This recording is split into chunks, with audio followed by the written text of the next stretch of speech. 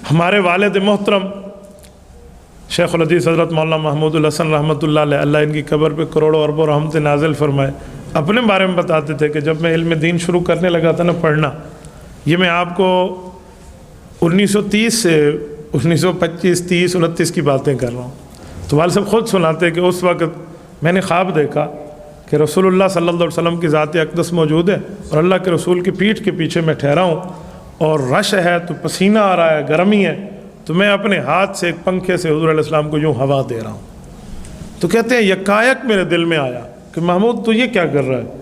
پنکھا وہاں جلا جاتا ہے جہاں پر مکھیاں ہٹائی جائیں، اور حضور علیہ السلام کے جسم مبارک پہ تو مکھی بیٹھ نہیں سکتی تھی، تجھ سے کوئی غلطی ہو رہی ہے، توبہ کر لے۔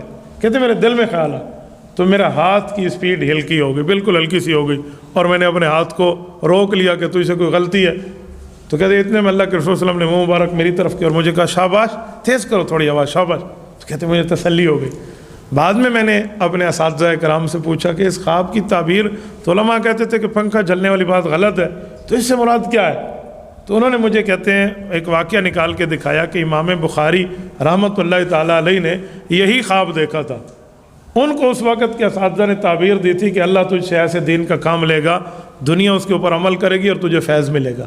انہوں نے حدیث پاک کی وہ خدمت کی ہے، رہتی دنیا تک ان کو کروڑوں سلام پہنچتے رہیں گے۔ تو اللہ آپ سے بھی خدمت لیں گے، آپ کی اولاد سے بھی خدمت لیں گے، اس سے دین کا فیض پھیلے گا، رب العزت عطا فرمائیں گے۔ تو والد صاحب کہتے ہیں پھر مجھے تسلی ہوئی۔